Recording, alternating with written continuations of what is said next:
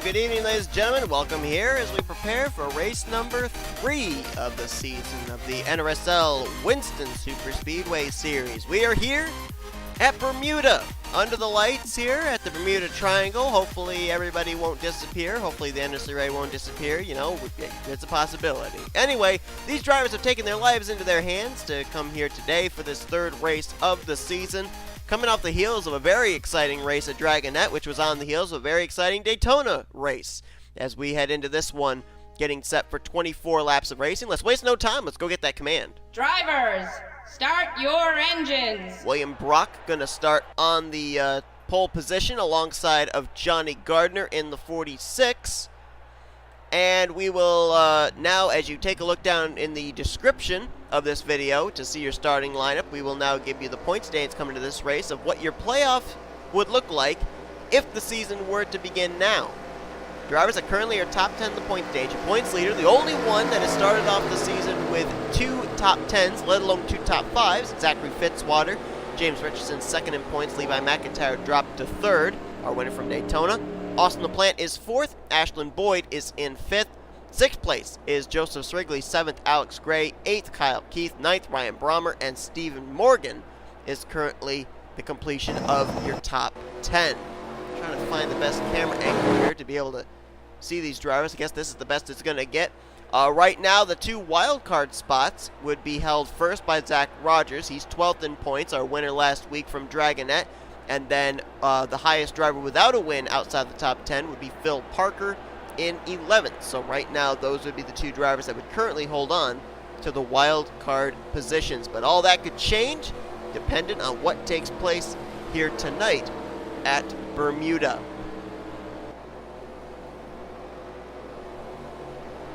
See those white dotted lines there along the ladder straight of this triangle-shaped super speedway. Pit road entrance just down here out of turn number 3. Actually, more in the entrance of turn number 3. That's where the pace car is headed. The leaders, however, are headed around to the start-finish line to get this third race underway. I said we were going to M&M's. It's actually going to be a little bit further on the schedule. Had a little bit of difficulty with the shared folder, so I will get that fixed. We'll be at M&M's soon enough. But it's time to go racing here at Dragonette. William Brock and J Gardner get us underway. Green flags in the air.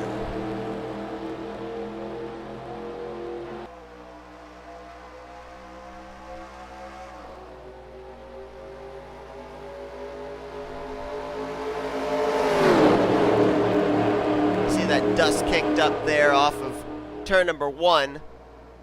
It's an area coming off pit road where if you just catch it just right, you kick a big cloud of dust up, but that doesn't mean we had an incident leaving pit road. Right now, J Gardner doing a pretty good job on that outside, hanging tough with William Brock. Both lanes appear to be getting some pretty good momentum here. See if maybe turn 3 makes a difference. And not much. Actually, J Gardner again with that run off the corner, and he thought about getting enough momentum to maybe try and clear William Brock for the top position. Not going to be able to do it. Now you see some drivers starting to slip up the racetrack there. Eli Bright moving up about a half groove. Joseph Srigley also the same. This is one of those few racetracks where fuel's not the concern. It's actually tire wear and tire management. The tire heat buildup in these right fronts jumps up very, very quickly. So these drivers are going to have to be aggressive but conservative at the exact same time. Is still Gardner continuing to try and battle on that top side, but he might have to give way now. Well, as soon as I say that, Eli Bright takes a little peek to the inside of William Brock, and every time that the 8 car does that, it takes away any forward momentum draft William Brock would have off the corner and allows J Gardner to remain alongside of the 30. Now William Brock will clear for the top position. Eli Bright now to battle for second with J Gardner, and now you see them all start lining up on that inside line. Stephen Morgan and Levi McIntyre down there on the bottom of the racetrack. So J Gardner with no drafting help up top. Well, he gets some now down the straightaway there. So Gardner, you know, by all rights and purposes, if we were at any other superspeedway where Gardner started this race and with where he was currently at, with no friends up top and all that, he should have been outside the top 10 by now. He's still up there, currently battling side by side for 4th place with Levi McIntyre. So a heck of a job right now by the First Union Chevrolet. As up front here, we could have a potential battle for 2nd. Steve Morgan going to look to the inside on Eli Bright. This all going on behind William Brock. Not the first time this season William Brock's been out in front showing the way in a race. He led a number of laps last week at Dragonette before coming to pit road when the yellow flag came out. Brock coming into this race 17th in points, picked up 14 spots in the standings after last week's Dragonette race. So steadily trying to work his way up to the top of the leaderboard, or at least up into the top 10 in points by the time this regular season comes to a close. Johnny Gardner right there in 2nd place. Boy, talk about fighting your way back to the front. Gardner started 2nd, slipped back to about 5th, 6th place, and now he's back up here in the runner-up spot. Preston Plourd down there almost on the yellow line in the 18. And one driver I noticed is starting to slowly creep his way to the front. You can see him back there in 5th place. That's James Richardson. Now, why is it important that James Richardson's at the front? He came into this race 2nd in the point standings, only 7 points behind Zachary Fitzwater for the top position in the standings. Meanwhile, up front, best battle's going to be going on for about the 4th position. Gardner got kicked back up to the high side. Now Richardson trying to take the spot away. Michael Norman right there in the 3. Norman had a good run last week at Dragonette. 26th in the point standings, which shows just how dismal he had of a run at Daytona. If you pick up that many spots but haven't even cracked the top 25 in points after 2 races. Another driver had a good run last week, finished top 10 as a matter of fact, was Dylan Young. Had to give a few caution flags to be able to do that. Dylan Young now 14th in points, picked up 10 spots in the standings last week. And right behind him, Kyle Keith in the 42. Kyle Keith had a damaged race car last week, still managed to be able to finish at least decently. And comes in this race 8 points up front. Johnny Gardner, you know, he hasn't had the benefit of being out in front, but I would say right now he's got one of the best handling race cars in this field. Anywhere he wants to put that race car, he has been able to put it. He's dropped back, he's worked his way back up to the front. It's an accordion effect, but Gardner is doing a great job of making sure his car does not fade into obscurity in this field. Very good run right there as well for the 18 of Preston Plourd, who was on the receiving end of a pit road glitch last week at Dragonette, along with the 77 of Joseph Srigley, put him multiple laps down en route to a 32nd place finish. Preston Plourd coming into this race already struggling, 34th in the points coming into this race. Matter of fact, a number of drivers in that same boat as Johnny Gardner clears, and it's our first lead change of the evening taking place at the completion of lap 8. Drivers that come into this race really struggling in the points after 2 races, getting involved in multiple cautions and multiple wrecks during the course of our first 2 weeks. Got Diego Yepez, Charles Sandfer, Isaac Nicholls, Joshua Ciculli, James Shelly, Tim Walsh, Tony Green, and you can add Preston Plourd to that list.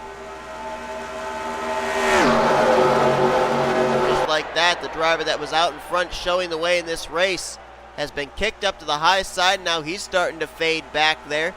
Kyle Keith trying to take 4th. Brenna Carmichael now looking for 5th. Zach Flickinger right there as well on the inside line. And a driver starting to slowly make his way towards the front is Zach Rogers in the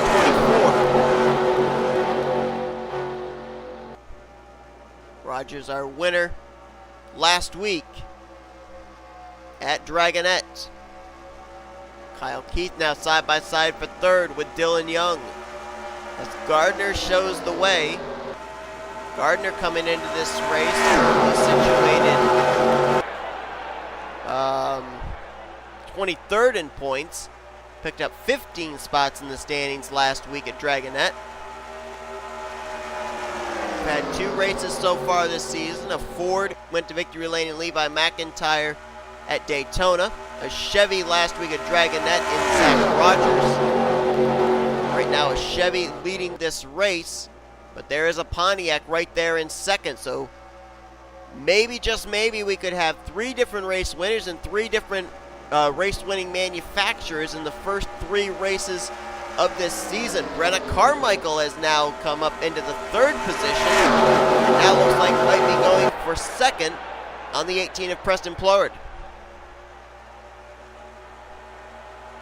This all currently going on behind the 46 of Johnny Gardner, who, as I said, may have one of the strongest cars in this field, and he is now showing it off, leading the way.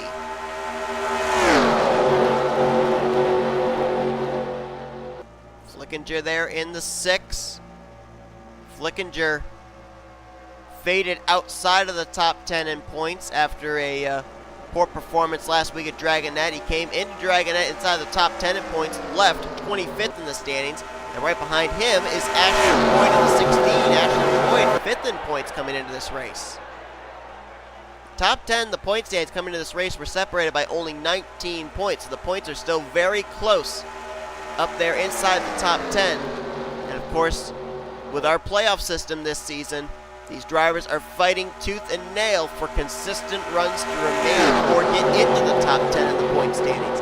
Dylan Young now going to take the 2nd position away from Brenna Carmichael. Got a little bit of drafting help there through turn 1 with the aid of fellow Ford Zach Flickinger, who now will move into 3rd place. Ace Garcia now going to look for 4th.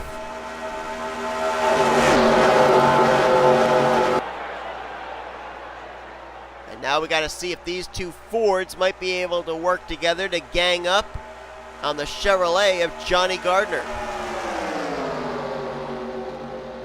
Dylan Young with a nice run there down to turn 1, but you saw he carried so much momentum he had to move up the racetrack just a little bit to compensate in order to get the car to turn there in turn 1.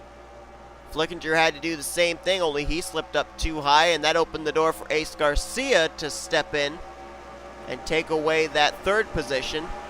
Stephen Morgan will now take 4th place. And that moves Flickinger back to 5th. Garcia now going to go for 2nd place. It's all a matter of really who can hold the bottom, of who's able to make forward progress and who isn't. Turn 1 has really been the turning point for who's been able to make passes and who hasn't. You see them all start slipping up about a half through from the original entry into the corner, which tells me that the tires are going away. We are past the halfway point in this race, about 3 laps into the 2nd half of this race. But there's 9 laps to go, and the question is, will these drivers have enough tire rubber to get to the end? Zach Winkle, Seth Cole, and Angel Navarro, they have all lost the draft. Navarro had a top 15 finish last week after being the final caution of the day. Seth Cole withdrew from the field last week since the track could only hold 41 drivers, and Zach Winkle was caught up in a wreck. Didn't finish that well and dropped 15 spots in the standings, down to 24th. He was another driver, much like we alluded to with Zach Flickinger, who came into Dragonette inside of the top 10 in the points, left Dragonette outside of the top 20. Second place driver, that's Stephen Morgan, the Remington Ford Taurus. Right behind him, another Ford and Zach Flickinger, then Preston Plourd's Pontiac, and then the Chevrolet of Michael Norman, who had a solid outing last week at Dragonette. Moved him up in the point standings to 26th. And not too far back behind him, you got Phil Parker, who, as we mentioned, comes into this race currently in possession of one of those 2 wild card positions. If he finishes top 10 here tonight, he may move into the top 10 in points and not have to even rely on a wild card position. Right now it's Chevy, Ford, Pontiac at the front of the field. All three manufacturers represented in the podium positions. But they are all still chasing Johnny Gardner, who has dominated since taking the race lead away from William Brock.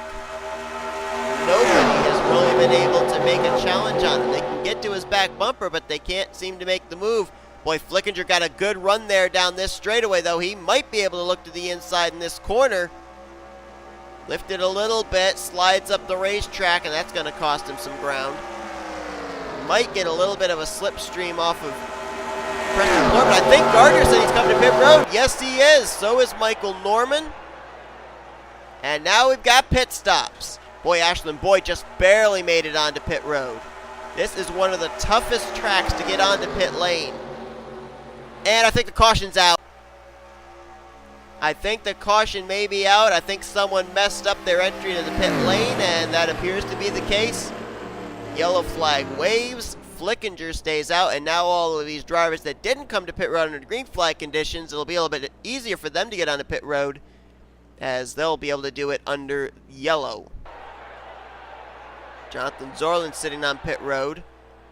Benjamin Miles, and it appears it was Diego Yepez who may have been the one that messed up his entry to the pit lane. Joseph Srigley also with quite a bit of extensive damage on his machine, as he had a little bit of a drag race there between Michael Norman and Johnny Gardner off pit road. I don't know who won it, but it looks like Gardner is giving up the spot, though, to Michael Norman. Whoa.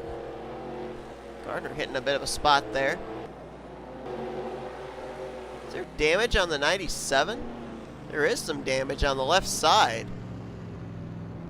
Might have been why he missed the draft. Isaac Nicholls has also got some damage, and they are holding the 4 and the 7 of Miles and Zoerlein. Well, as the race leader, will lead the field down to pit road, and some drivers are electing to still stay out, including the points leader Zachary Fitzwater. Let's drop back and take a look at what put us under the caution for the first time here tonight at Dragonette. So we are closing in on 5 laps to go. What a dismal season it has been already for Diego Yepez. 2 races, 2 DNFs, and now chalk up a third one. And you watch already coming into this corner, into pit road, you can already see he's coming in way too high. Oh my goodness, they had already wrecked ahead of him there with Isaac Nicholls and William Brock, as well as Joseph Srigley. Let's see who that started. It might have been was it the 12 that all of that started with? Yeah. Let's go to the 12 of Nicholls. I mean, watch this. They're all coming in way too high. You have to be down below that white line, and they are not. And Nicholls just head on into that guardrail area there. Brock. Look at Miles just slip through. And there is Srigley. Now, if I'm not mistaken, I believe the 4 of Miles and the 7 of Zoerlein both got held on pit road because they did not enter the pits correctly. However, they were trying to avoid the carnage that was taking place ahead of them. So I'm not exactly sure NSRA is in their rights of penalizing those two, but I don't know if they're still going to be on the lead lap or not. But there you see just a junkyard. Yepez, Nicholls, Brock, and Srigley bringing out the first, maybe the only caution of the evening. Green flag pit stops biting here tonight at Bermuda. Well, there's a long list of sailors and aircraftmen that met their doom in the Bermuda Triangle, and I think we can add some more names to that list, including the cars of Ryan Brommer, Diego Yepez, Isaac Nicholls, Joseph Srigley, and William Brock. Ryan Brommer got a piece of that wreck that I did not notice. I saw he was around the cars that were wrecking, but I didn't realize he got a piece of that, and it was enough to send him behind the wall. Jonathan Zoerlein still sits on pit road, as do a number of other drivers. Tony Green, Austin LaPlante, Angel Navarro, Charles Sandfer, Ace Garcia, James Richardson, Shane Lake, Benjamin Miles, and J Bryant. Manuel Hartnett as well. Not exactly certain why they're being held on pit road. I think it's something to do with their pit road entry, something like that. Also Alexander Rowe on the pit lane as well. And they have already been trapped one lap down, and they may go down another lap if they are not allowed to exit pit road before the leaders come around. It's a timed penalty. As up front currently, it is Zachary Fitzwater, who came into this race as the points leader. He, along with the top 5, have decided not to come to pit road. Apparently feeling they can make it the entirety of this race, save enough fuel here under this caution lapse. We'll see if that strategy works out to their benefit as the lights are out top of the pace car, and we will go green next time by. Fitzwater the leader, Nathan Stapleton second, Levi McIntyre third, J Jefferson is fourth, and James Shelly currently in fifth. Then you've got a lap machine of Zach Winkle separating fifth back to sixth, which is Johnny Gardner. He won the battle off pit road. Seventh, Michael Norman, Ashland Boyd's in eighth, Dylan Young ninth, and Kyle Keith will complete the top 10. This could be risky on the part of Fitzwater, but Fitzwater's started off the season with 2 straight top 5 finishes, a 4th place at Daytona and a 2nd place at Bermuda. Or not Bermuda, I'm sorry, Dragonette. So maybe if there's any time you can risk it and roll the dice, maybe when you've got the kind of momentum he's had to start off the season, maybe this is the time. And who knows, it just might pay off. When we get the green flag, there will be 2 laps to go. And if my calculations are correct and these top 5 cannot make it on fuel without having to pit before this race is over, then we're going to have to really focus on the 46 on back, because that could be the potential battle for the win in this one. It's not the first time we've seen pit strategy and fuel strategy dictate a race at Bermuda. I remember back when Chris Dollerton was able to do some pit strategy in the Season 2 Pizza X Series race here to go to victory lane. Here we go then. Let's see if the strategy pans out. Fitzwater, Stapleton, McIntyre, Jefferson, and Shelly hope they have enough fuel to get to the end. Gardner hopes they run out. There'll be 2 laps to go, and Fitzwater's out of fuel as they get ready to take the green flag. Look at the stack up. They're all running out of fuel. Look out. Oh, they're going to wreck. They're wrecking. Caution's out. McIntyre's the leader for the moment. But will he run out of fuel? I think we're racing back. We are racing back. Oh, and now Shelly's out of fuel. McIntyre's out of fuel. Zach Rogers has gone by for the race lead. The whole inside line's being held up by the 99 and the 23. Rogers got around them all. Zach Rogers in the 24, our winner last week from Dragonette. The caution is out. And Zach Rogers, who restarted back in the 17th position, is going to lead them back around to the caution and the white flag. Preston Plourd was second. Fitzwater hasn't even made it back to pit road. He's still down the apron. Morgan was third, Smith in fourth, and Ciculli was fifth. But the white flag was displayed. That means Zach Rogers is going to win this race. He's going to go back to back.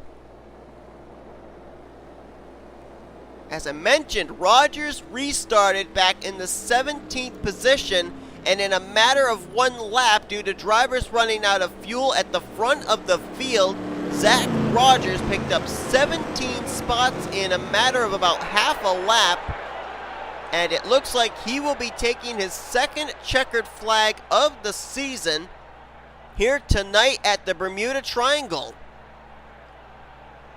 Right place, right time, and things just working out the way he needed them to.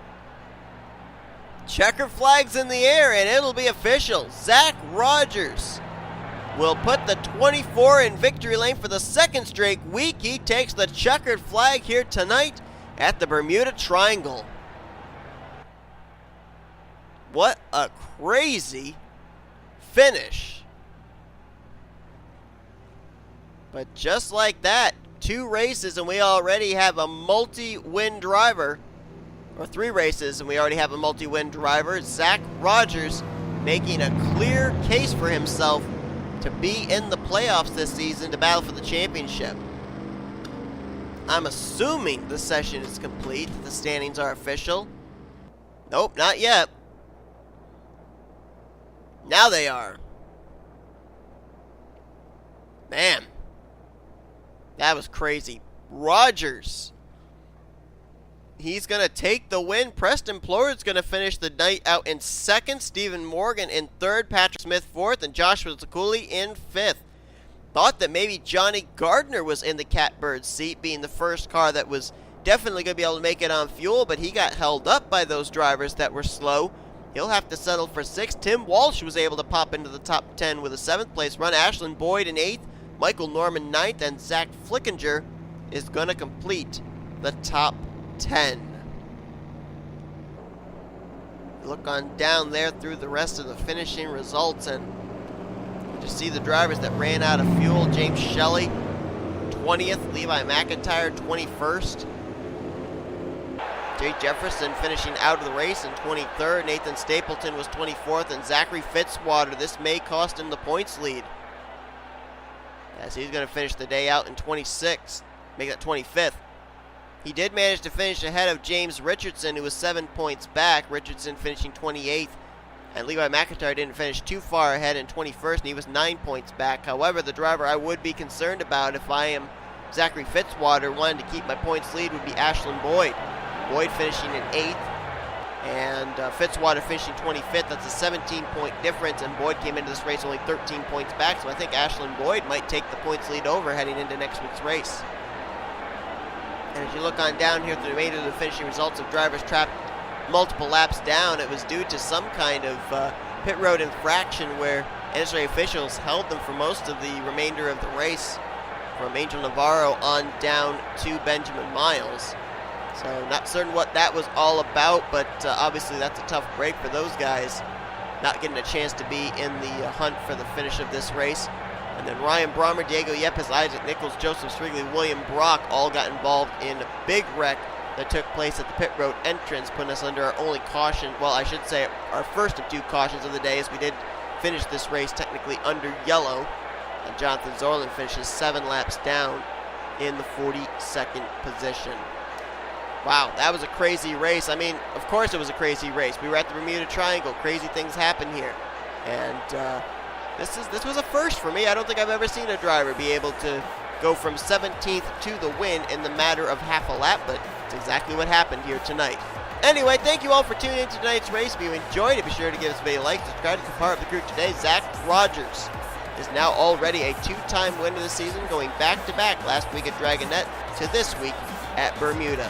We'll see you guys next week for race number 4. Here's your point standings heading into that race, as you've been watching a production of the SRA Offline Racing at its best.